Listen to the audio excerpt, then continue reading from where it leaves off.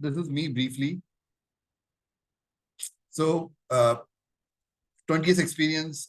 I had AI at nasscom, been in AI for a long time. I worked with IBM, Satyam, Reliance, few other companies. So briefly, that's me. So AI is nothing new, right? So it all started with one question: can human, effort be augmented? Can it be help? Can we be helped? Right?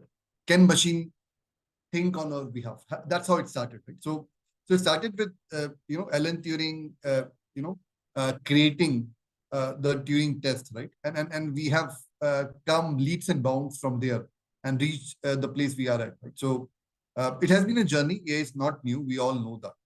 So so I think AI touches right now mostly a lot of areas, facets of our life, right? From our smartwatch to a smart speaker to the smart lock what we have to a TV what we have, right? So AI is there and embedded in most of the consumer items we basically are currently using in some other way, right?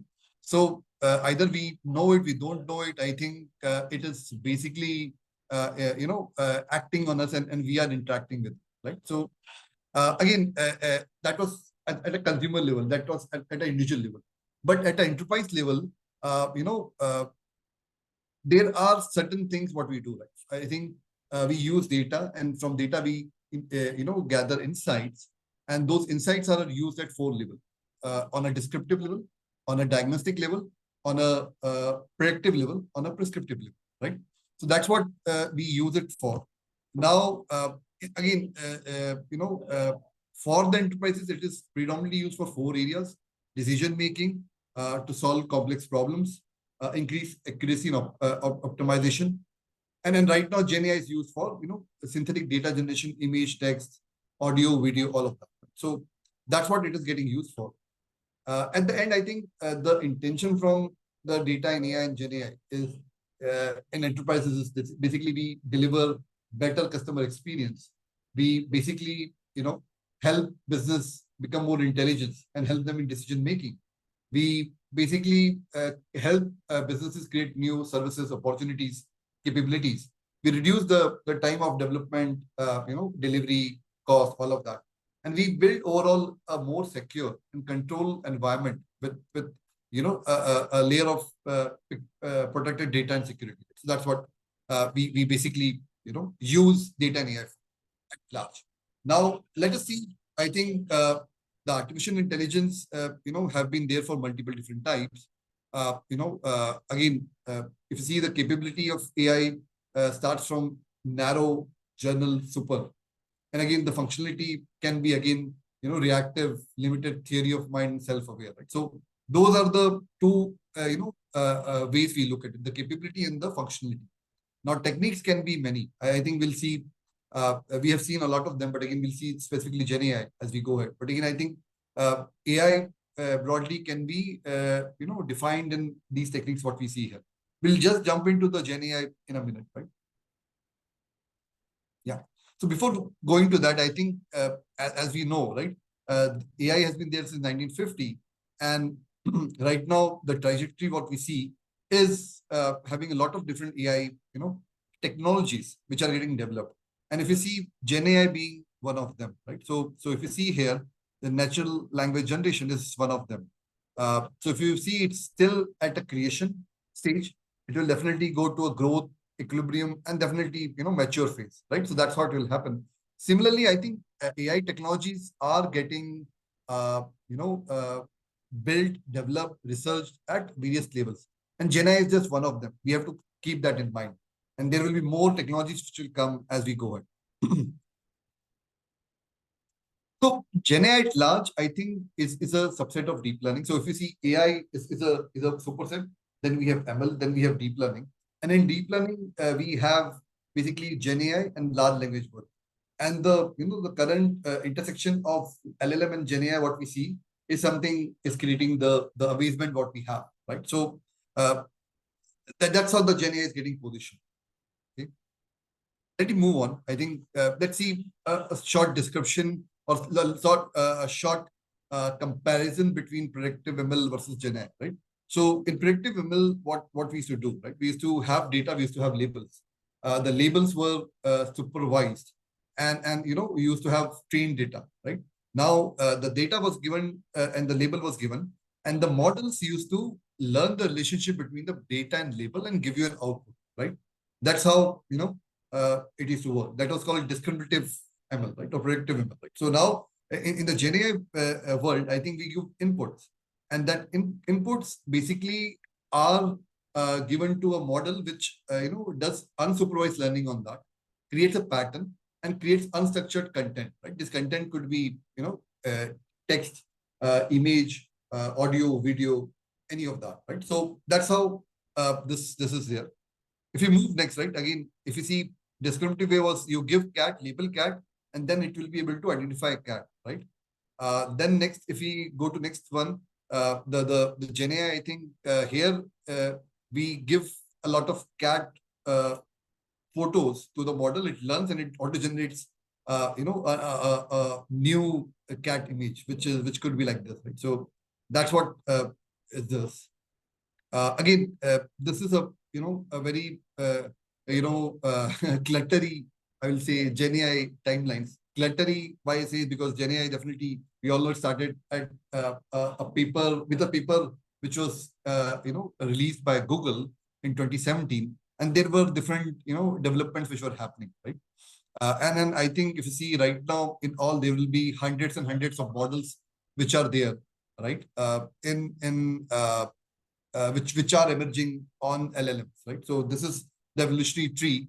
But if you see, at large, I think the inflection point was, the Chat GPT, which came with GPT-3 here. So the 2022 end, right? This timeline here, GPT-3 was basically, created, was used, and a wrapper was created with the Chat GPT, and that was the inflection point. And then you see there are so many different sort of models and use cases which have emerged, right? Again, we'll see briefly. I think there are encoder models, there are encoder decoder models, there are decoder models, and the GPT format is a decoder only model, right? So decoder only model, because of the advent of Chat GPT, has emerged into very interesting scenarios. What we see. So let me move ahead. Again, it was of amazement, right? If you see this chart, 1 million users for Netflix took 3.5 years. Okay, for Airbnb it took 2.5 years. For Facebook it took 10 months. For Spotify 5 months. Insta 2.5, and ChatGPT got 1 million users just in 5 days, and now I think it will be in hundreds and hundreds million of users, right? So it truly, in terms of Jensen's word, the most powerful democratization source we have ever seen. This is the movement, right? What we ever seen in the AI. Again, we'll see, briefly how the GenAI models work. This is on text, but again, similarly, it is applicable for image and others also. So if we do a simple test, right? So the test is that, just think in your mind, in this line, right? In the new theater I watched, what will come in our mind? Theater, mostly movie, right? But there could be multiple options, but we will generally say movie, because theater and movie is something we resonates in our mind, right? So in our mind, I think we have a set of scenarios, set of words, a set of sentences we generally create, right? And unsaid terms, we have that probability of things happening.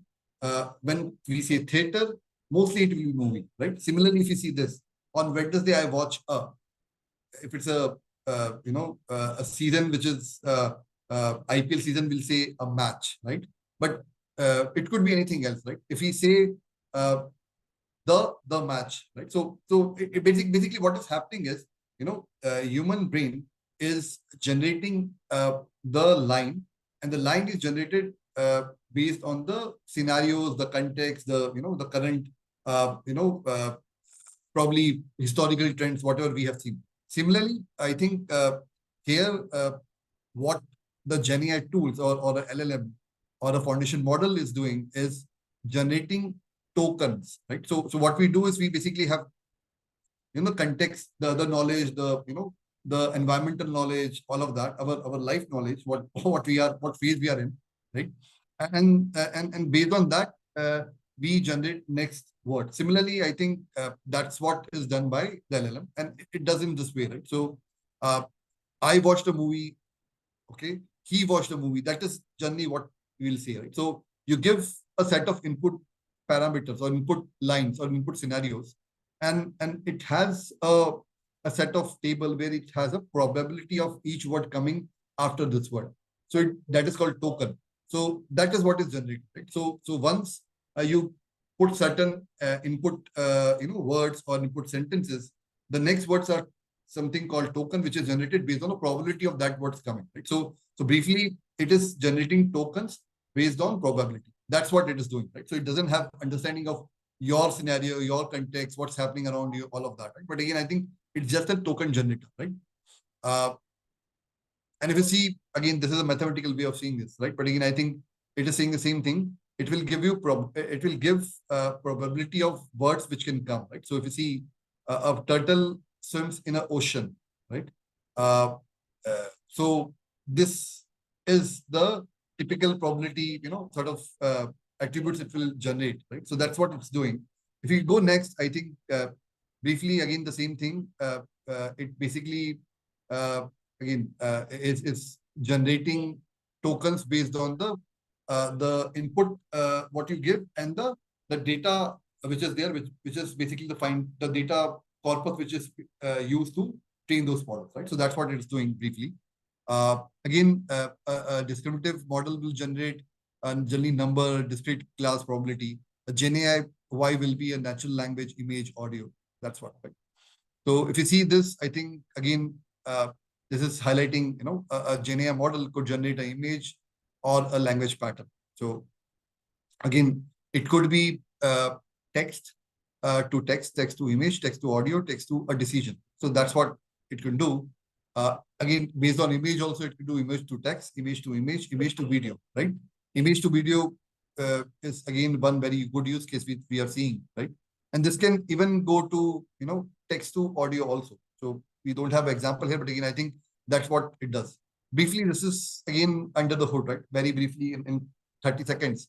There are two components. One is encoder, one is decoder, right? So basically what it is doing is you feed your inputs here, it goes through encoder, it goes through decoder mechanism, and it generates the next token, right? So a very broken or very simplistic view of how this works. You put how as the input, how it is going.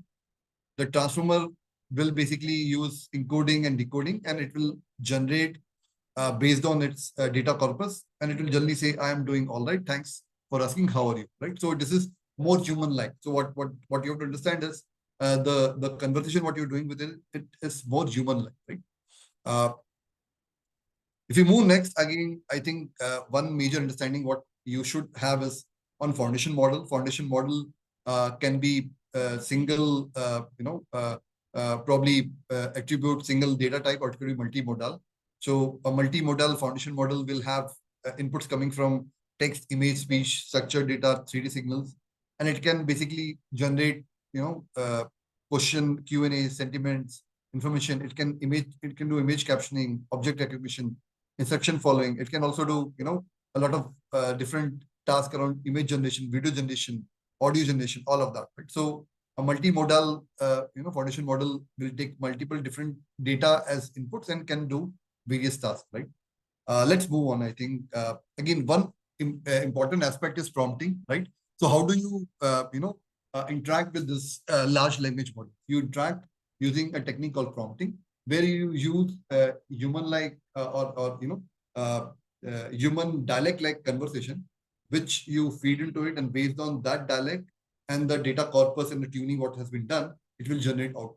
So it's a very new field which is emerging, and I think most of us here would have dabbled with it, right?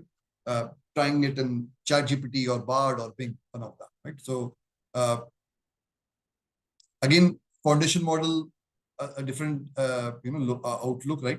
You give various data, you train the foundation model, and it will do a various sort of task with it. So let's see, again, the video what you see on the right side is a GenAI, generated video, right? So if you see, three things have changed. One is GenAI rather than generalized rather than specialized use cases are getting generated. It has ability to generate novel human-like output rather than merely describe and interpret existing information. Approachable interface that can both understand and respond to natural language, image, video, and audio. That has changed, right? So again, these are the three things which have changed from the discriminative or predictive or the other side of the deep learning. So again, I think we have to understand one fact which has changed and which is an inflection point is, if you see here, the baseline is a human baseline for doing anything that is image related, text related, or speech related. The GenAI models are reaching near or even better human level, right? So that's how the models are emerging. But again, at the end, it is still a token generator. It doesn't understand the context of the whole thing, but it can generate good images, good text, good speech, good audio, good videos based on the prompting or based on the inputs what you give to them, and based on the data what is there in the corpus, right?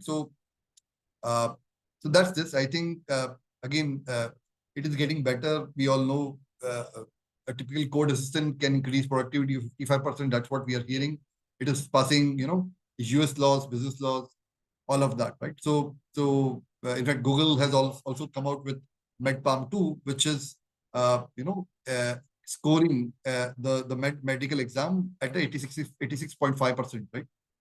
Average human is 67, 65 percentage passing, and it's at 86%. So that's a phenomenal change or growth what we are seeing in the performance of these models.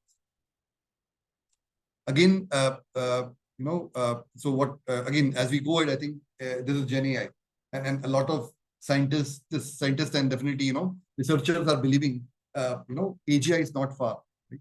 With whatever research and innovation happening in this field, AGI is just in next few years. Again, this has been the evolution of GenAI. Okay, so if you see, pre-2000 eras, it was just used for spam detection, translation, basic Q&A, right? And if you see right now, we are having a lot of first drafts which is getting generated, and it will evolve further as we go, right? Again, with that, what has happened is the ChatGPT is one inflection. If you see, a lot of momentum has happened in technology and business and industry since ChatGPT was launched, and it has gained phenomenal growth. Every other day we see a tool or a product or a use case getting released, either B2C or B2B, which is there. At the same time, it's also making the regulators a bit again cautious, right? How they handle it, because this sort of change they would have never seen. So if you see, Italy banned GenAI or OpenAI for certain time. EU has come out with the act, right, which has GenAI as an inclusion, right? Similarly, a lot of other things are getting done. So business and regulation, or business and the regulators both are acting very cautiously and aggressively on this, right? So that's what the message I want to give you here. Again, what are the drivers? I think there are three drivers at large, right? One is vast amount of data. Okay. Second is high GPU or high AI computing. Third is mega investment, right? So the capability of big companies and governments and researchers to have access to all three, right? That has been the three drivers. The next thing what I would want you to understand is basically what is the value, the value chain. The value chain is at 4 levels. So the right side, if you go, it increases cost and complexity. at the same time, the competitiveness also increases, right? So, so I think the first one in the hierarchy is infrastructure. Definitely infrastructure at a AI GPU level, okay, which again is with very few companies who have that. Nvidia being one, AMD the next, right? But again, I think the performance benchmark of Nvidia chips are pretty high than others right now. And then the next is the cloud, right? The cloud. So if you see, basically, the cloud or hyperscalers are also predominantly, the West or the US focus, right? If you see Azure, AWS, Google, all of them are US companies who have uh, hyperscale data centers and cloud computing facilities, which are hosting these GPUs, right? The next is the foundation models. Again, foundation models predominantly, are currently based in US. We'll see a next slide how that whole landscape is. But again, I think that's the next one, the value chain. Again, US and China are leading those areas, right? So again, the next is the model hub MLOps. Again, a lot of power lies in the West. The third is application, right? This is the value chain. If you see, as enterprises, as country, or as startups, right? Where do we stand? We have to see where we stand, right? We'll see that in a minute. Again, if you see, again, Nvidia's share rose 163%. And I think today only we heard they have clocked, I think, 3x revenue, right? So we can see the maximum complexity and maximum gain coming to the few who are in the upper side of the value chain, right? So let me move next, right? So again, foundation models that we are seeing, right? So if you see, two countries have the major foundation model, right? US has 96 approximately, China has 79. Other countries, I think UAE has come out with the Falcon B model. Then UK is working on it. Sweden is working on it. In India, I think we have been talking on it, and we have been seeing how India can work on that, right? So again, this is a view of what are the top big firms who are owning the value chain, right? Again, most of the US companies, and most of them, have most advanced and complex scenarios covered. So that's what it is. Again, this shows how the investment is happening. So investment is definitely happening. But again, I think we have to see how investment is happening US versus here. We'll see in a minute on that. Again, this is a trend of how we see deals for GenAI emerging, right? So a lot of them are emerging, but mostly focus on in US, right?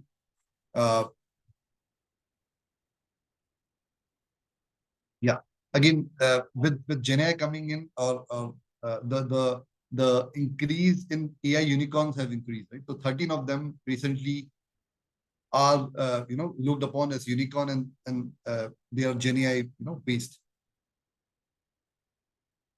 Okay, again, these are some points what you see which funding has happened, right? Infection AI had 1.3 billion. Core we've had 500 million. Anthropic had 400 million, right? And these are all Series B or Series C.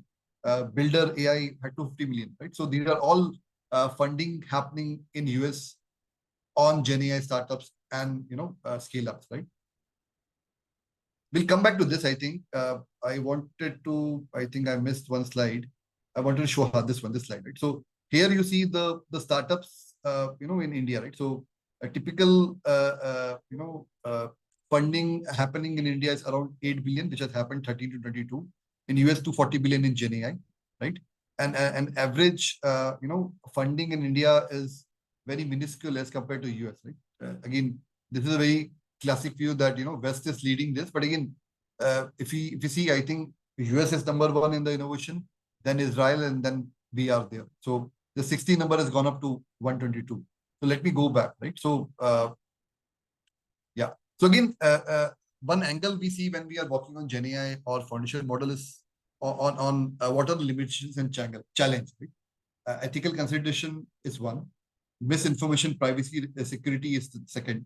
High cost of development and carbon footprint sustainability is the third, and job displacement or transformation is the next, right? These are the four key challenges, limitations, what are emerging. We have to handle all of them in different measures. And I'm sure, I think, as enterprises, industries, AI ecosystem, we will definitely handle all of them with a lot of responsibility. Right? So one more angle I think I would want you to understand is, the angle of world's productivity and GDP. We see, this is 2.4 is the, total percentage of, productivity, right? And out of that, 1.5 was from the potential labor force, and 0.9 was from the, potential labor force coming in, right? So that's what it is, right? So now, if you see, it is decreasing because of the aging population. What we envisage is with tools like GenAI, I think we can significantly add 1.5% and keep the GDP and keep the growth going, right? So GenAI has to be seen as a productivity enhancer for the overall GDP in the globe, right? So that's the message here. Again, the same message in some words, but again, I will move on in the interest of time. So let's move on to the opportunity, right? So we have seen what is GenAI, how the total ecosystem is emerging, how we are dabbling with it. Now let's see what's a snapshot of global AI ecosystem. So total AI ecosystem is around 2025 billion. I think that's very big, right? And what are the use cases we are seeing are on the right side. I think drug discovery, automobile, image recognition. These are the top use cases what we are seeing. And 35% of the companies are adopting AI. And this is GenAI and with AI both. But again, I think if you see phenomenal possibilities of growth, if anyone is trying to enter into AI market or trying to build AI services, I think phenomenal market globally. Similarly, if you see just Europe snapshot, US snapshot is this. I think 129 billion is the market size, and 85 out of 100 companies are thinking of adding AI, and basically building their capability and capacity. Right. So again, let's see I think India is also very vibrant here. We have 78 billion as a total market size, which is projected by 2025. And I think right side, we see the use cases, right? So one major point I would want to say is, US versus India, right? I don't think that point is here, but again, let me enter it, right? So the major driver of this whole AI, driven productivity increase or business or all of that is driven through the workforce what we have, right? US has around 6 lakh or 600,000 workforce approximately. And India has around 460,000, what you see here, this one, right? And India is growing at a 9%. And US is growing at a 1.5%. So with this growth, I think India is just second to US in terms of skill base in AI. But as we go ahead with the GenAI emergent, we see this will grow far more. 9% will grow far more than that.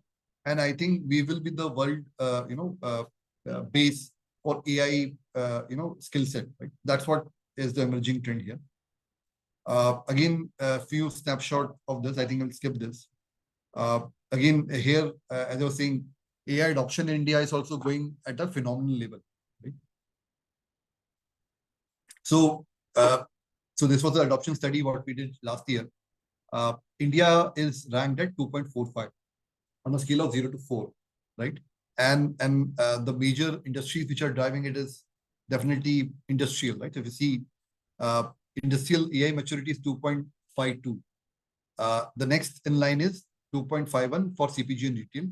And next is BFSI, which is 2.42, right? And then last is healthcare, 2.35. But still, I think this is a very, refreshing sign that, out of 0 to 4, we are at 2.45, at aggregate level, and industrial and automotive are leading the way, right? So this is a very good sign that India and Indian companies are adopting AI, right? Let me move on. Let me give you a snapshot of, again, GenAI landscape, right? So as I was saying, there are the value chain, right? So infrastructure mostly are limited to this, what we see, and it is mostly dominated by the West. Then the foundation models, what we see is basically, again, uh, are led by the West, right? If you see here, most of the foundation models are built in US or in China, what we saw earlier. Right? India is driving on this area, right? That is application and industry adoption.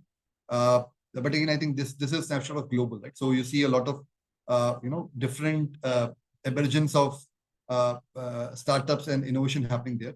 Let's move to next and see the India snapshot.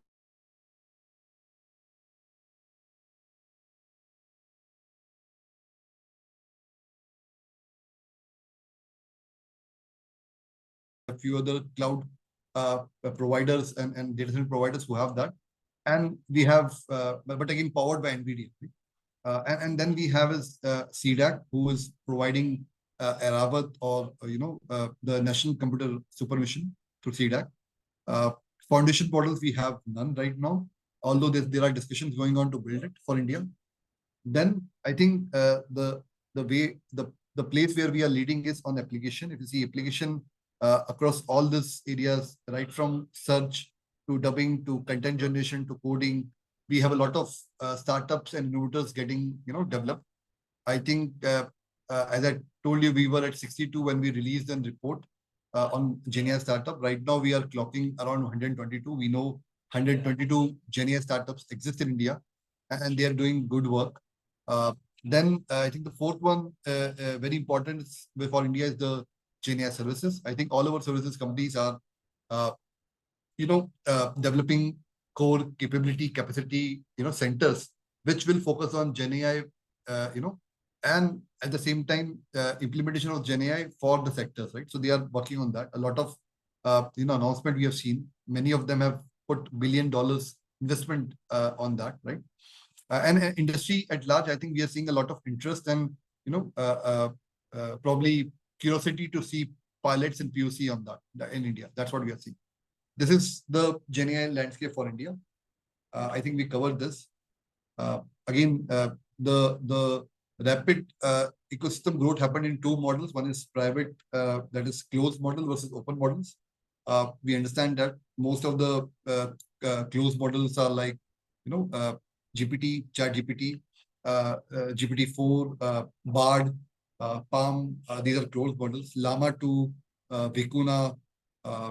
These are the open models, right? So that's the rapid growth. Again, if you see here, these are the major areas where various implementations are happening of foundation models LLM. One is general LLM, which cut across multiple general categories. Then is content generation. Then is sales and marketing, productivity, data analytics. HR legal is one of the very big consumers which we are seeing. And then the next phase which came in was for app developers. Definitely, the conversation AI bots are the prime ones. Then coding and then the addition of vector DB to that whole thing, right? So that's what we have seen. This is a very updated snapshot of what are the tools exist in each of this domain. You guys can take a snapshot of this if you want. Again, we are seeing various tools for individual productivity use are generated on healthcare, business advice, coding, various parameters. Right? This is what we are seeing. I have to be cognizant of time. Okay, so I have 7 more minutes, and then we jump to Q&A. Again, this is an example of how how differently the different GenAI models have developed, right? So like text, medical, code, image, music, and what are the models which are generating. So very classic view. I think this gives also one view that, it is just not text and image. And it is also focused on verticals, like medical is a vertical, right? Drug discovery is a vertical. So what is happening is there's a generalistic horizontal model getting developed, and there are vertical models getting developed, which are focused on specific use case, right? So let's jump into the enterprise side of it, right? So in enterprise, I think there are these top 6, groups which are adopting GenAI. Again, marketing and sales are adopting for mostly content generation, customer experience. Operations is again adopting for, conversation sort of use cases, also operational efficiencies. IT engineering, again, code generation, testing, documentation, that's the use case which are generating in the IT. Risk and legal, again, summarization, legal, first sort of advice generation, all of that is getting used in legal. HR, again, is a very good use case which enterprises are adopting, where enterprises are putting their HR guidelines into a GenAI tool, which can help employees to search their policies at very, very simplistically. Otherwise, we have so big manuals of HR and different guidelines policies, which were very monotonous to go. This is changing that. Again, at employee level, people are using it for productivity increase. That's what we are seeing, right? So this is the enterprise adoption of GenAI, what we have seen. Again, sectorally, these are the themes what are emerging for investment of, and the top use cases. So in retail, hyper personalization and customer journey are the top ones. Similarly, healthcare, improved patient engagement and clinical quality is the top one. Manufacturing, again, QC, IT 4.0, these are the top ones. Banking, again, personalization is one major thing, but again, at the same time, potential cost saving, fraud analytics is the big thing, right? These are the themes sectorally what we are seeing, which are emerging. Okay. If we go next, I think I have so what we saw was personal use cases or individual use cases or individual tools. Then we saw basically enterprises how they're adopting. Then we saw enterprise sectorally what are the themes. Now let's see a few examples of AI for social good, right? Like use cases. This is one use case which, or this is one area where GenAI is getting adopted, is for agri.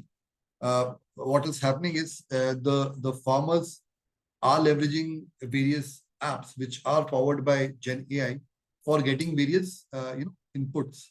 Jugalbandi is an example, and you can see on the right side there are other examples. So it's basically hyper personalized or personalized advice for farmers based on their need, right? And Jugalbandi was one example where we saw a farmer in his own language converse using Bhashni. Bhashni is again is a government project for data and data services. So basically, using Bhashni, they will converse with the app, and the app will give them advice in their language. Right? For them, the whole backend is transparent. That's amazing for a farmer who doesn't have English as a base, right? They can talk in their own language, Telugu, Marathi, Punjabi, Bengali, right?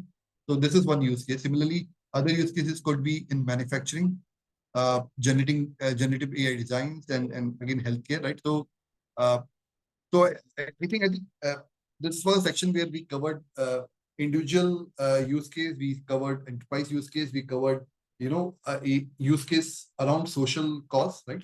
Now let's see the regulation part and responsible part also. Right? So as we saw, regulators were hyperactive after GenAI came out, and there have been various actions happening. I think US is basically came out with the AI risk management framework. UK is coming out with a framework. Canada is also in current action around its current legislation. But the major one is EU Act, right? So EU Act is passed. Again, EU Act basically is one of the first global AI legislation, right? It covers software, logic, and knowledge both, right? It applies to horizontal applications. It is risk-based approach, right? And it's sector agnostic, right?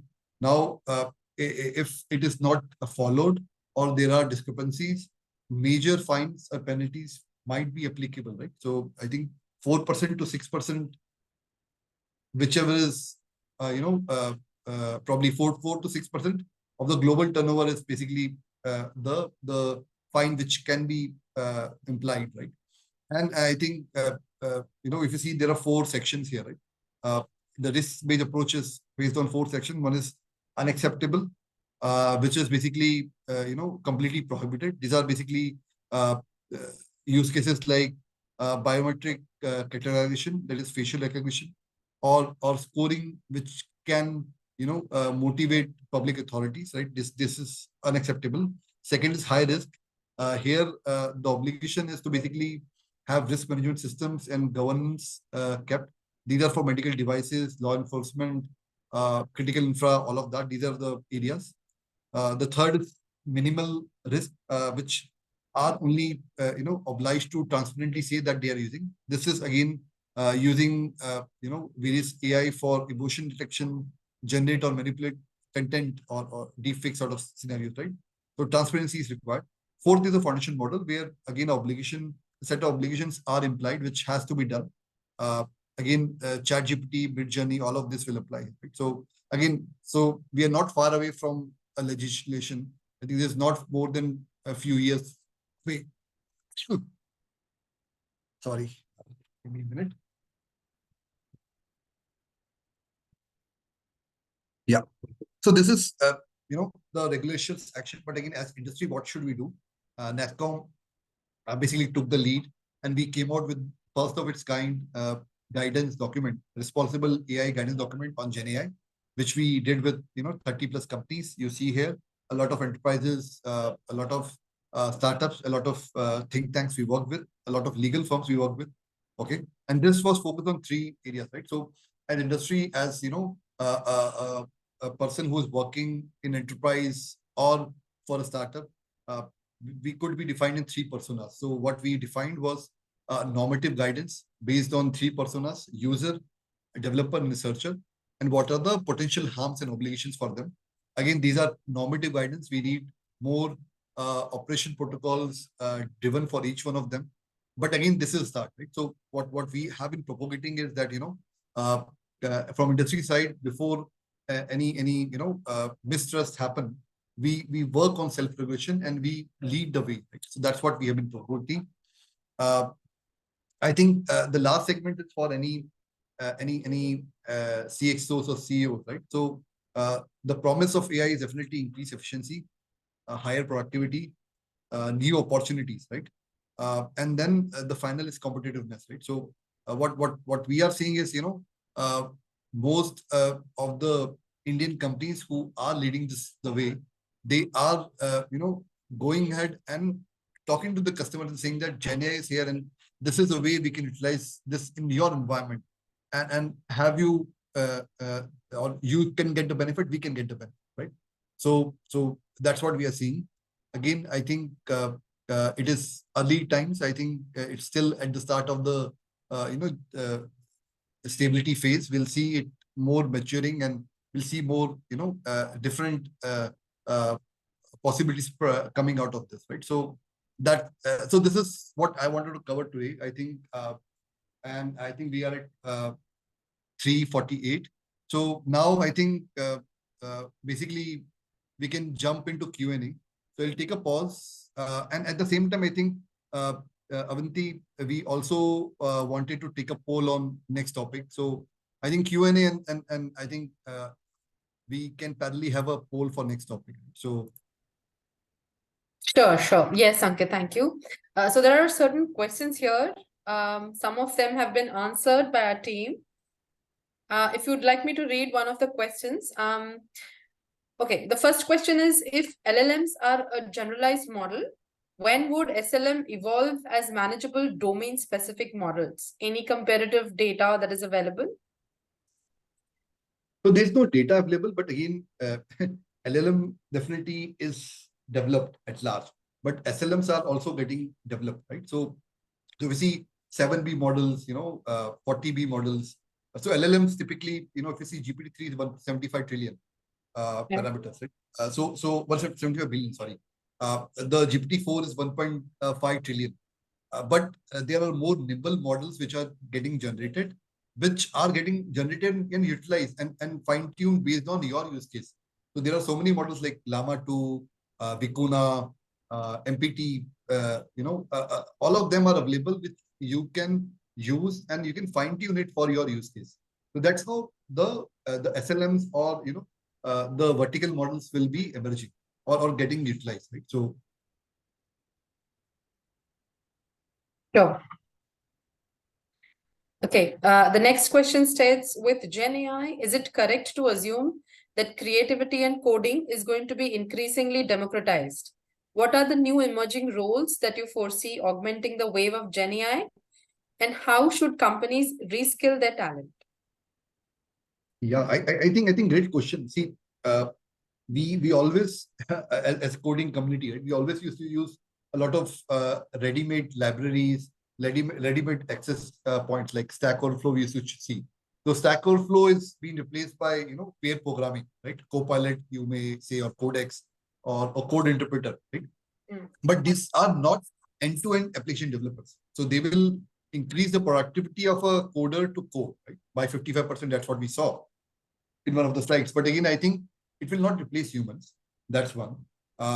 Second, I think on the creativity, definitely, creativity is one thing which is very important. But again, you always need human in loop. So can you have probably GPT, ChatGPT or Bard create a content for you in which you can use it in your customer scenario? I don't think it is possible. You will need a certain element of prompt engineering. You will need certain element of human in the loop, and then only it can be consumed by anyone in the final form, right? So it is increasing the productivity, right? So that's the first part. What was the second part? I think there are two parts of the question, Avanti, right? Yeah, what are the new emerging roles that we can foresee? Roles, I think one thing what we are seeing is a lot of roles will get transformed. Okay, AI ethicist is a new role we are seeing. The significant prompt engineers will be a role, right? Then we are seeing that a major transformation will happen in AI ML engineers, right? Model ops engineers which were there earlier, they will also get more relevance these days, right? So I think phenomenal transformation possible. The basic the L1 sort of roles might get converted into a more conversational AI sort of bots. Then the advanced roles will emerge, right? Right, thank you.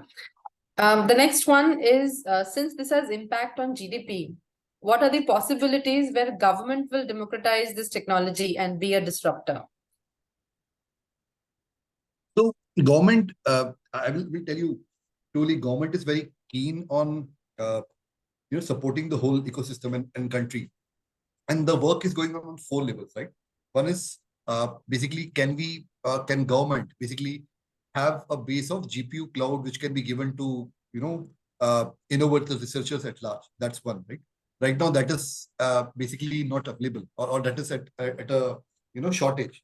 The second is basically creating an Indian LLM which is focused or based on Indian context language and our images, our knowledge base, all of that. That's the second thing with their thinking. Third is basically having a very big focus on scaling, right? So you saw 460,000 is the skill base, but world needs 1 million, right? Right now. So government, in fact, nasscom is working with government on all these 3 and definitely scaling also. We are supporting them in adding or conceptualizing and adding AI at each stage of learning, right from school till PhD, tech, non-tech, all of that, right?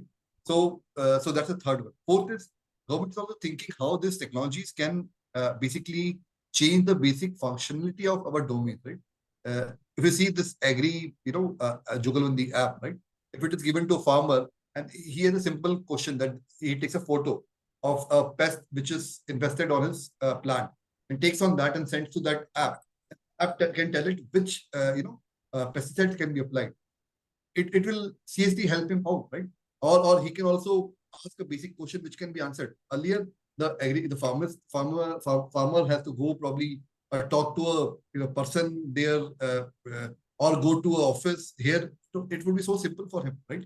Similarly, they are thinking of using GenAI AI technologies to really impact sectors, agri, healthcare, education, manufacturing at large, right? So that's what the idea is. Great, thank you. If the next question is if international banking majors are also adopting GenAI.